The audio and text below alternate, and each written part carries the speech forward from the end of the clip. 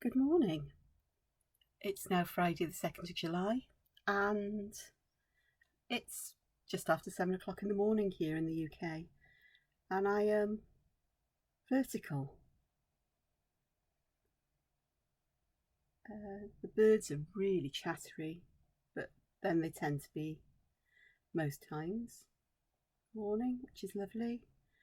And I think the weather's forecast to be really nice today. Sunny, not that warm actually, I don't think, but I could be wrong. Not like people are experiencing in North America, Canada, those incredibly high temperatures. Gosh, I'm not entirely sure how people cope with them, so I couldn't really. Yesterday, I was missing in action from social media for much of the day, and a video just wasn't going to work out yesterday because I had a trip out with a friend, my friend Liz, and we went down to a sort of traditional seaside town called Porthcawl to just have a catch up. I haven't seen Liz in person since last August and towards the end of last August. And in fact, I haven't seen anybody much in the last year in person, which is fine. It's what it is. That's how I live my life generally anyway. It's just that I didn't realise how much I was out and about, I think, more than anything. And it was lovely. It was bright, sunny and warm here home when I left. And by the sea, it was overcast, blustery, fresh, cooler, and it was absolutely fantastic to be there. And it was brilliant that I had company, somebody to not force me into going in some way. Actually, in some ways, that would be a good way of describing it. But the confidence with somebody with me and someone who would know and understand that if I balked with anxiety or worry, that I would just be able to go back home and no problems asked. We chose to take separate cars partly because I'm nervous with being close to people, but also that if I did have to go home suddenly because I couldn't cope, then Liz could carry on and do what she wanted to do with the rest of the time in that day. So it worked out quite fine and well, really, because I didn't balk, because it was overcast and midweek it was relatively quiet. We didn't go into the busier part of the area. We went down to Newton, which is away from the shops, the promenades, the fun fair and so on, the more commonly visited areas. And although there were people there weren't many, and the car park was really quite, well, I wouldn't say empty, but it was not busy at all. And that helped me remain relatively calm. So on the way down to the car park, we stopped at a fish and chip shop eventually. I'll follow you. You know where you're going, Angela? Yeah, right. Finding somewhere to park for two smart cars to park. Mine's a two-seater, so it's tiny. And Liz has got a four-seater. And but you still want parking spaces close to one another. I eventually did it. We had to go roundabout to go back. And picked up some chips and we took it down with us, parked up, and we sat on some rocks with the sea behind us, the sound of the sea, and had our lunch and chatted. And then both of us tried to get up from the rocks. Liz was more successful than I was. Dear goodness, a year of not a lot of activity has taken its toll. Who'd have thought? It was, yeah, just core strength and, things. And, yeah. So even my efforts to walk as often as I can, it just means that I've just not been as active as I always had been. And I don't mean active in terms of exercising in the gym and workouts and weights and goodness knows what, but just up and down, in and out, often. And I'm not, because, well, just not now. But it's one of those things that I think will recover with time, perhaps. I mean, it depends what everything happens now in the world and with this particular disease and restrictions to try to prevent people dying in their droves here, and overwhelming the medical services and everything else. So, but though I have some beautiful crystal balls, none of them allow me to see the future. Why do I have crystal balls? Because they're pretty.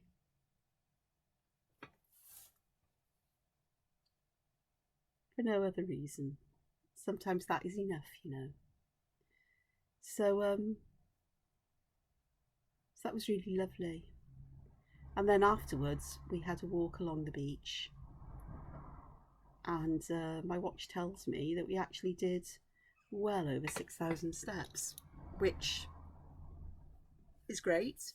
And that's probably why I ache a bit. And my poor foot does not like sand and stones at the moment. So I struggled, but I kept going. And I'm paying the price for it today because my foot is rather stiff and sore. But it's okay. Be fine. I remember to put sunscreen on my face because that is automatic for me. I have something called rosacea, and sunlight makes it worse. So I come up with lumpy spots, but not like teenage spots or acne spots. They're hard and they're not filled with anything, and a redness. And so sunscreen helps with that. So sunblock. So factor 50 sunblock went on. But I forgot about other bits of my body that were exposed, like my arms.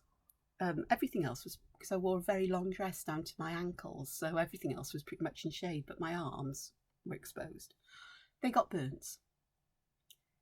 It was overcast, grey. I even had to take the Polaroid, I had to wear ordinary glasses, not my Polaroid ones, to walk around, because it, the world was just a bit too dark with sunglasses on. And I've burnt. And I just think, I've got to remember to do this now. I did have a thin shawl with me, but the wind just blew it off my arms and shoulders. Because I always cover up. I just didn't think about putting sunblock on. So it's okay. It's just red and a bit warm and a little bit sore to the touch. It's better this morning than it was last night. But yeah, note to self. So that was absolutely lovely. And it's been a year and a half or more. Year and a half. February 2020 was the last time we were there. In fact, it was our last trip out before COVID. We went to the same place, and that was a really sunny day, winter, a late winter day for us. And I had my new camera with me, and there were actually more people on the beach, and the car park was busier that day than yesterday. So, but it was still just so lovely. And then afterwards we stopped at the church in Newton. I think it's St Paul's, or was it St Peter's? But it was Norman church, so built in the mid 1100s originally, but then was rebuilt much later on in, I think, the 15th century. Oh no, 1500s. Restored in the 1500s, 1800s.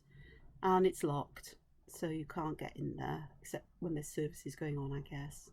There was no notice where you could get a key or anything to pop in, and I'd love to, because I love old churches. But I also love graveyards and the history and the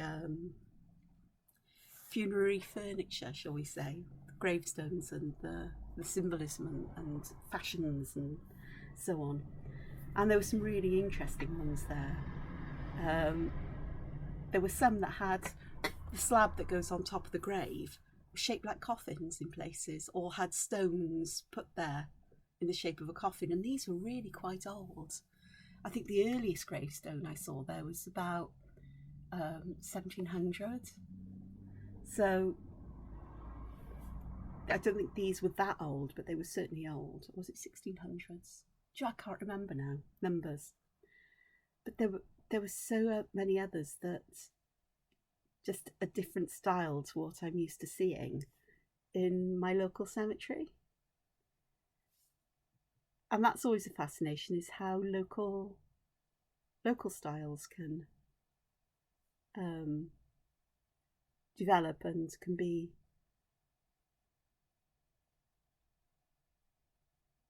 just stopping to think a moment what I'm doing here. Can develop. So that was really interesting. I was hoping for sort of like pirate graves, or something like that there, because I think somebody might have mentioned it to me once, and I gullibly believed them, but we didn't find any. But then didn't spend a lot of time rambling over them, because my foot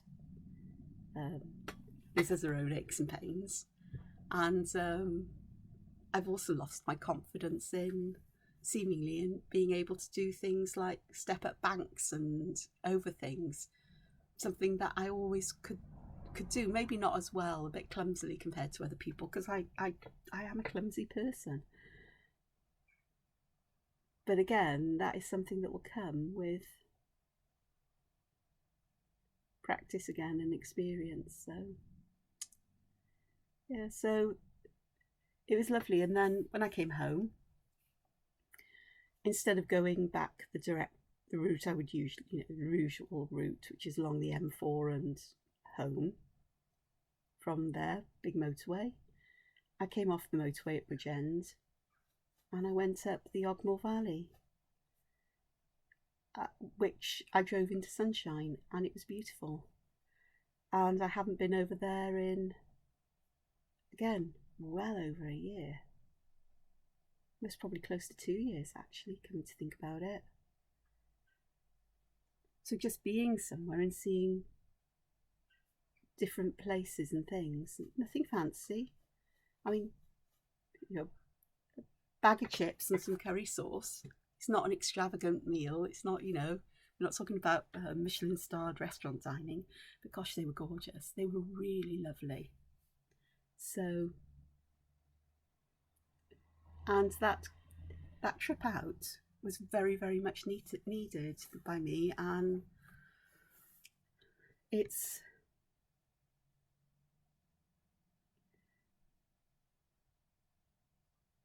was having somebody who gave me that confidence to do this was fabulous, because I can lack confidence. Or I say I do lack confidence around people, but I am much better if I have company.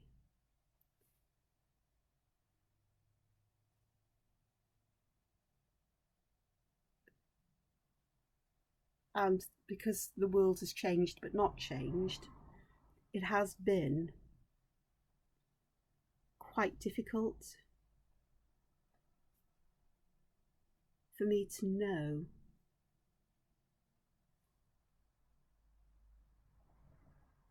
how things have changed and how they've not changed. If that makes any sense. But they have changed. There's no doubt about it. But that's weird because I wanted, well, they're not equal, but that's okay because I wanted to echo the patterns in each. Should have mirrored them. Okay. Mirrored the zigzags so the points came together more than they have done. But it's okay. They sort of like, they stack sort of, so I suspect it'll work out. Anyway, so that was good. So it's got my mind thinking now about places that may be quieter to visit while the schools are still in before the summer holidays, because then it does get busier, a lot busier.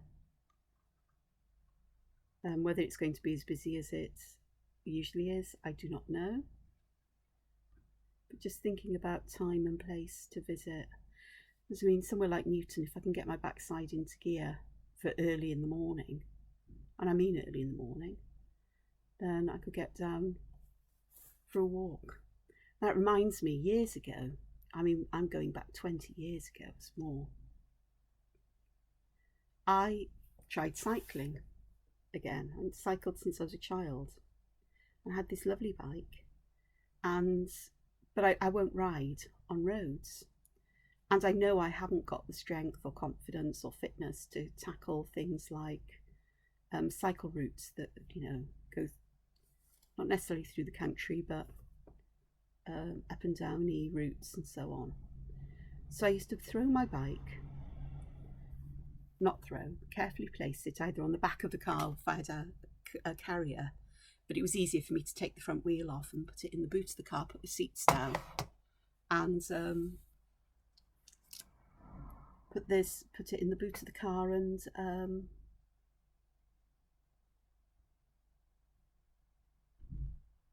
drive somewhere where I felt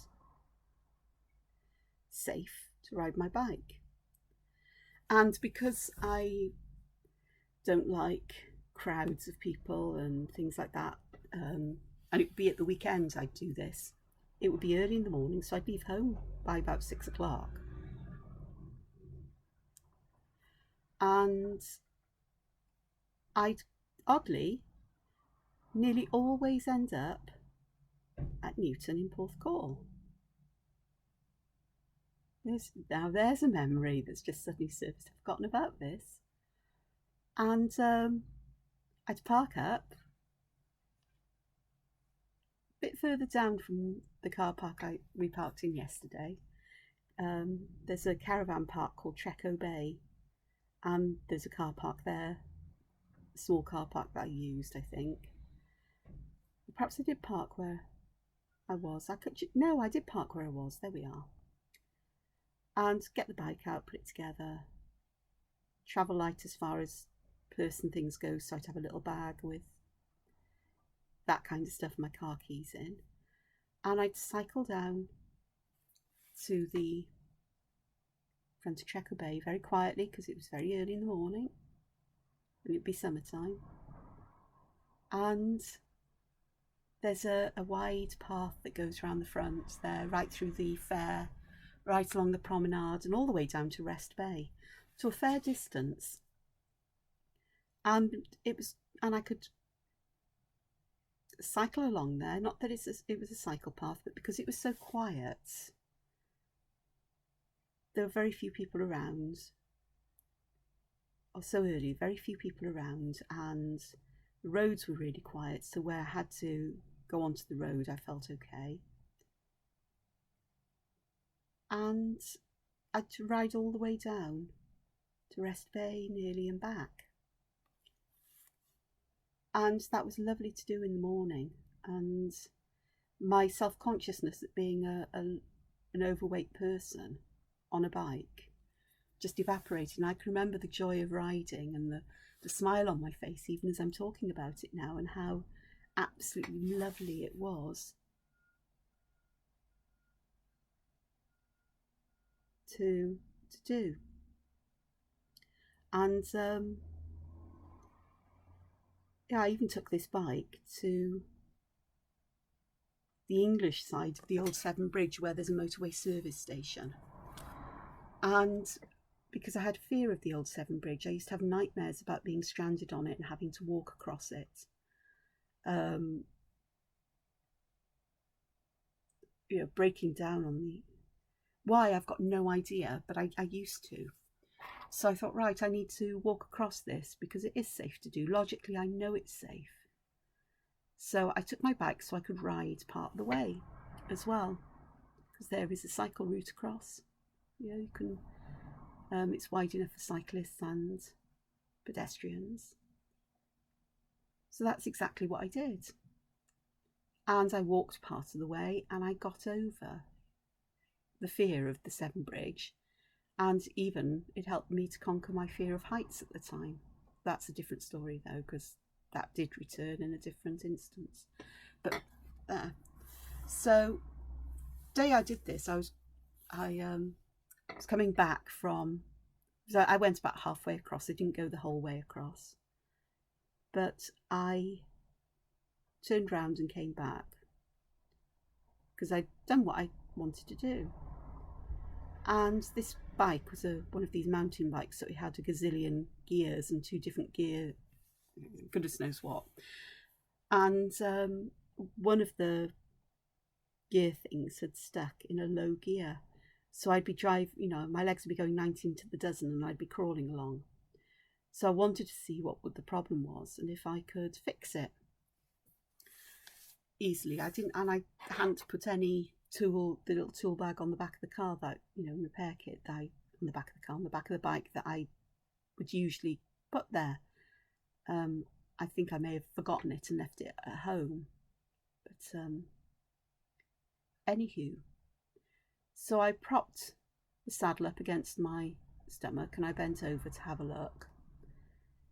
And the next thing I knew, I'd face planted in the ground. I'd been flipped over the top of my bike, or, you know, fallen over the top of this bike and hit my face, my head, hands on the ground. And what had happened is that the old Severn Bridge is rather bouncy. It flexes a fair amount.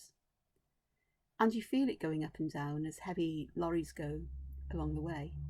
And what must have happened were some heavy lorries had come in the opposite direction to each other and had really caused the bridge to bounce, and I just lost my balance. So, you know, it was, oh my God, what's happened? Oh, my teeth, because I hit my mouth. Teeth was fine. Nose, oh my God, my nose, that was fine. No blood, no pain. And then I thought, oh, my head hurts. Okay, I've got a little lump there. All right, now I need to get back to the car quickly because this isn't good. And I realised as I was walking along that my left eye was beginning to close up. And I was quite shocked. I was quite shocked. I was really shocked.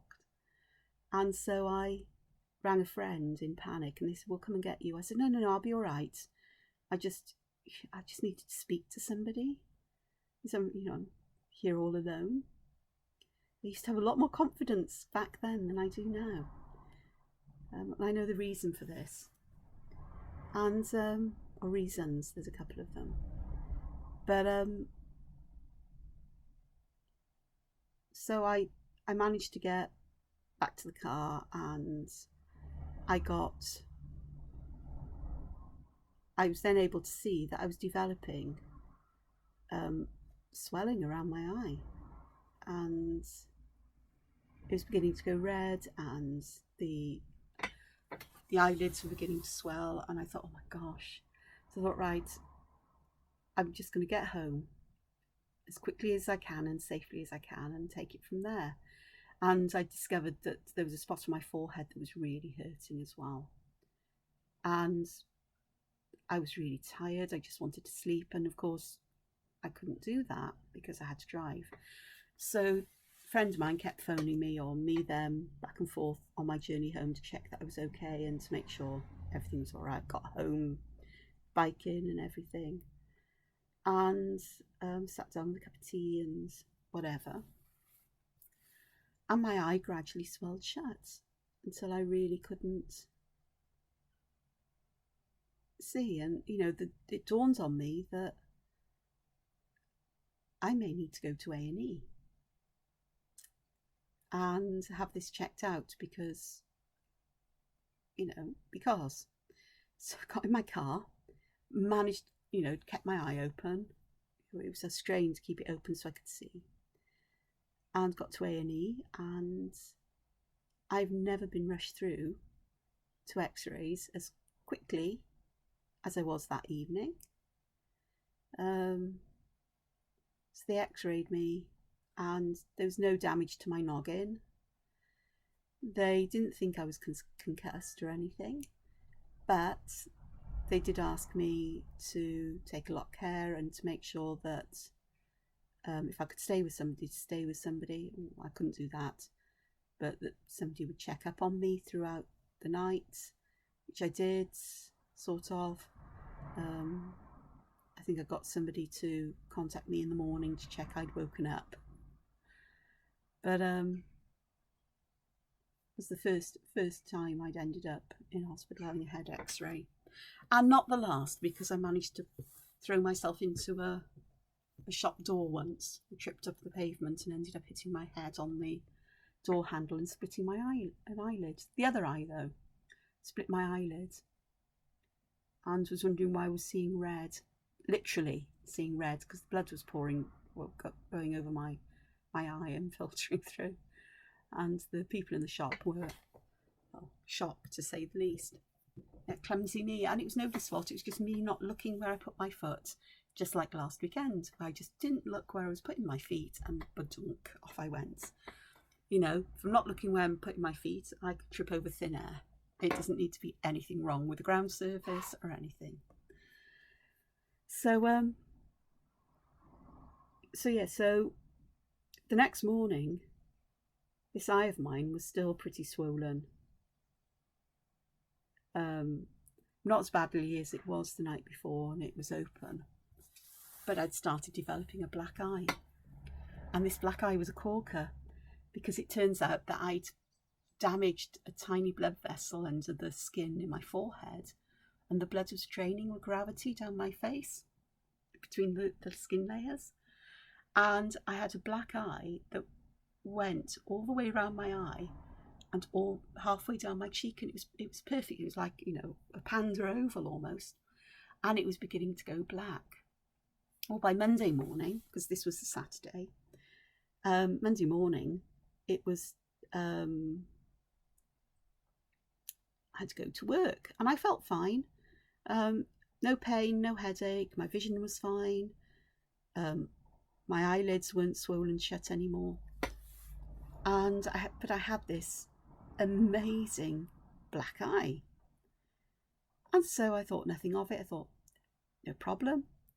I wasn't told to stay away from work or not to drive or anything, so off I went. And I saw the head at the time on my way in, and he said, "Oh my God, what have you done? Should you be here?"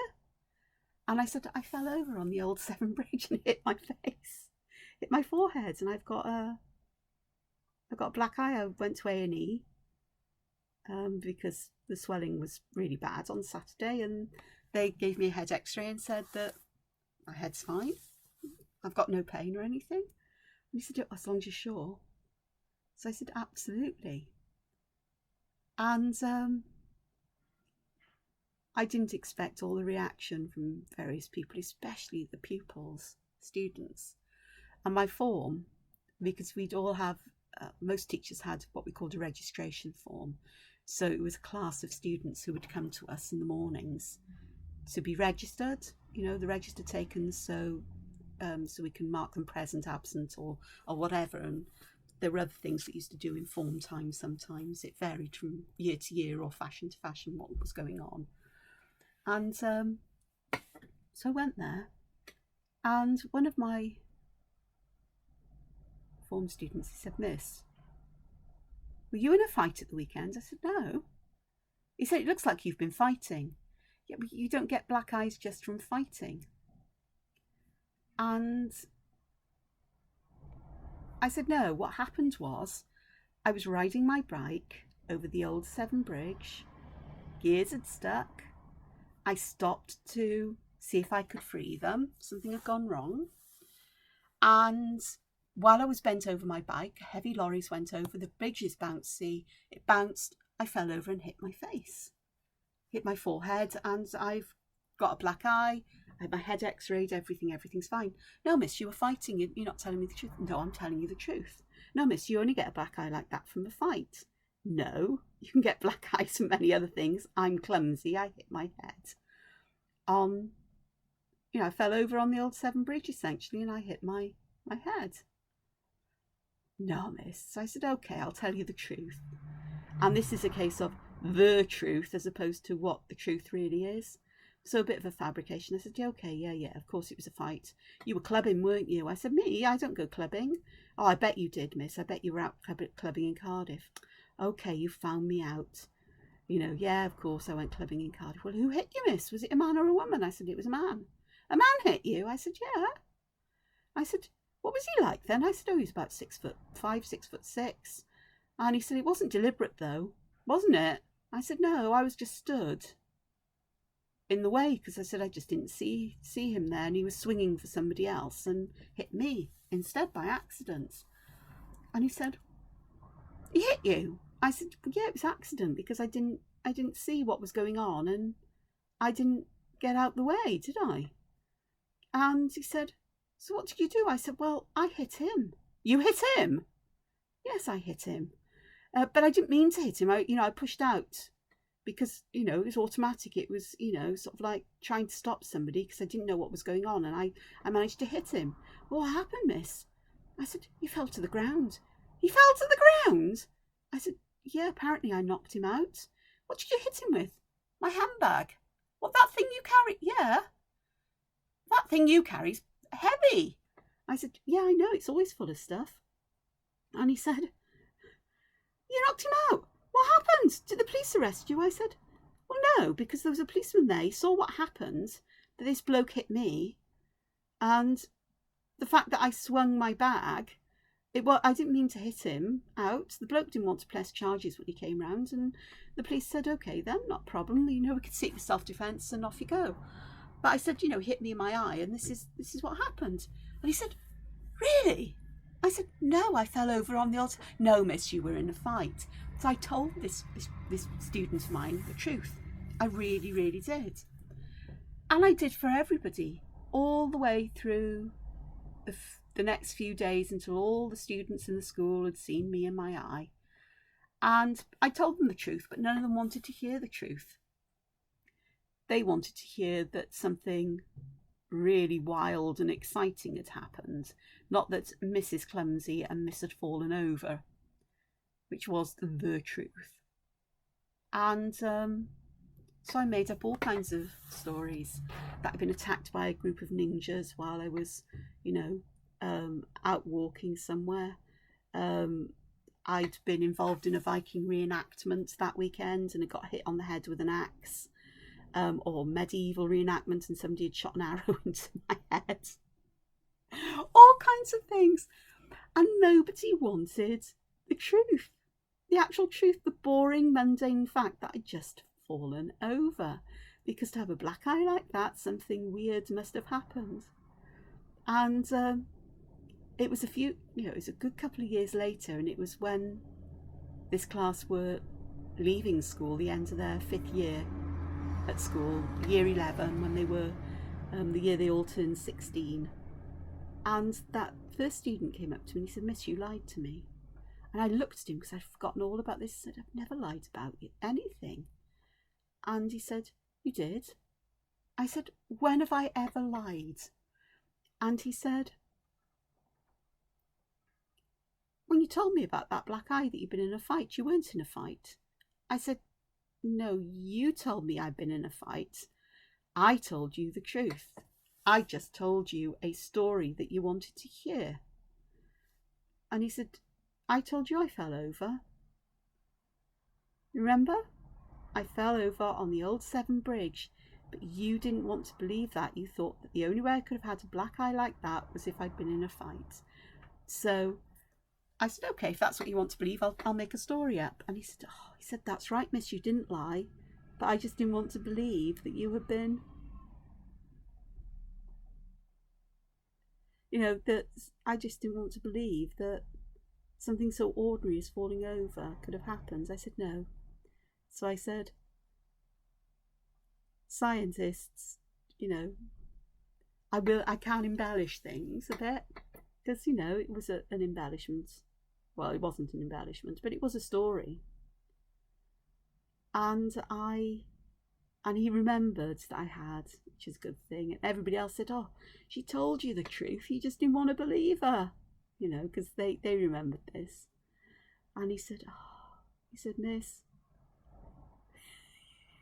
and he saw the funny side of it. And that was my first encounter with that idea that there's the truth and then there's the truth, which is that sometimes people don't want to hear the boring, ordinary truth, the facts, that a well-told story full of part truths and falsehoods is far more enjoyable than the mundanity of the truth. And it's not it can be deliberately done. It can be done to manipulate people. This is how cults happen, and people become invested in a story that is something that they want to believe more than what the evidence or anything else may say. But it's also part of human nature, is that if we can tell a story that perhaps isn't, that is embellished a bit, that has the grain of truth in it, that has all the frills and whistles and makes something interesting, then we do. And that's why fiction is so popular, because it tells us a story of a world where perhaps things exist or things don't, that a story with all bells and whistles on that engage us rather than the mundanity of life that factual books can have. And so it was, yeah. So talking about Newton, my trip yesterday has brought back those memories. And it's funny how so many memories can be connected to a place. Another memory connected there was a birthday when I was with my long ago ex, my birthday. And his idea of treating me on a birthday was taking me out for a walk somewhere. His idea of having to be treated for a birthday was to be taken out for a special meal and to party with his mates until, good knows when, getting extremely drunk and so on. And there was never a fuss allowed to be made of me on my birthday. And I've never had a fuss made of me on my birthday, and I'm not complaining because it would aghast me. But it was the same as a child. Everybody else in the family had, birthday parties, and friends were invited for tea and things like that, but I was never allowed that. For whatever reason, it just wasn't. And I just remember that there was never any real fuss made. It was always, "Don't bother us" type thing, or not "don't bother us," but and I grew up thinking that was how things were for me. And I don't like being the centre of attention particularly, which is odd considering I'm making a vlog. But and was a teacher, but I wear hats. We all wear hats. We are the same people, but the hat I wear, the way that I behave, and the things I'm able to talk about would be different when I'm a teacher compared to when I've been a champion for Time to Change Wales, compared to running the buffet at the Heritage Railway I used to belong to being somebody who is sitting and drawing outside where people can see me. All the other functions in life, to being a student, to being, whatever. We all have slightly different, we're the same people, but what we're able to do is different. And back with my bike trip over the old Severn Bridge, then looking back, how brave I was just to go and do that myself. But it was a time in my life where lots of things were going on, lots of change. I'd been single for 3-4 years, most probably. There were other people in my life who were encouraging me to do things. I say other people, there's one person in my life who was encouraging me to do things, to go to places and to get out of the to get out and about into the world more than I ever had done, and would make suggestions of things I'd like to do or encourage me to do these things. Not in a manipulation kind of way, but because and not because I was accountable to anybody. It wasn't if I didn't do this I'd be a bad person, but it was just an encouragement that I needed. In the same way with Liz yesterday, that was an encouragement for me to go out and about in the world, in a world that I'm very wary of again. And of course, since the bike incident, there have been I've had 2 major burnouts, breakdowns involving depression, anxiety, complex post-traumatic stress, and that had knocked my confidence hugely, as had lots of other things along the way. And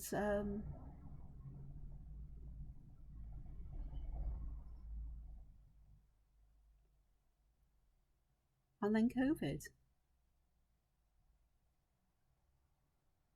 with no pressure to be out and about and doing things, means that I've lost that confidence, surprisingly, or perhaps unsurprisingly. Sort of like lurking in the house. That's the wrong word. Keeping myself to myself is my default setting, I think, more than anything else. And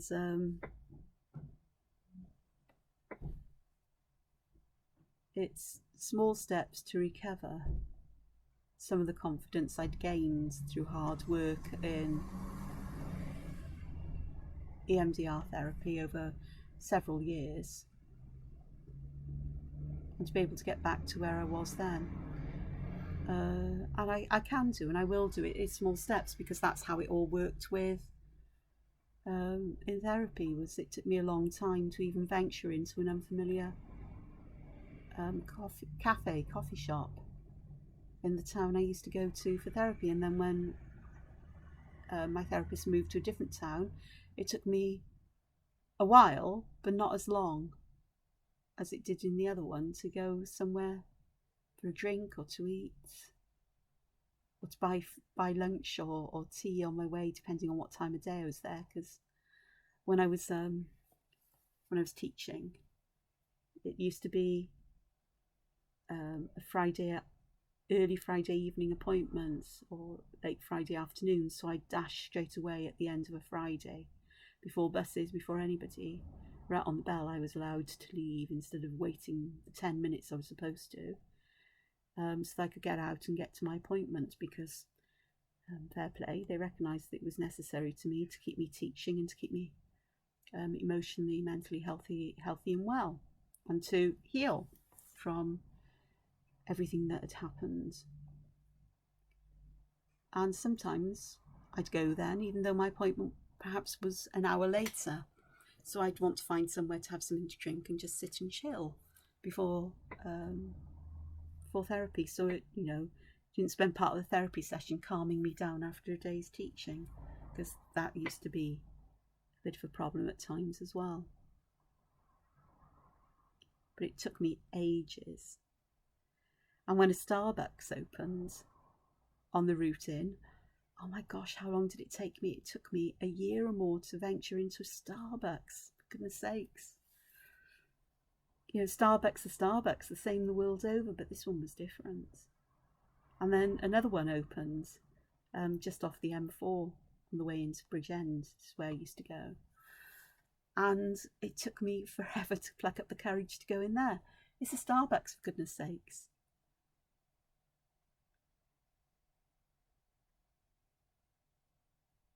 So it's definitely been story time this morning. And it's 45 minutes of story time, and 45 minutes and I've only got so much of this done. But I am going to leave this here today. I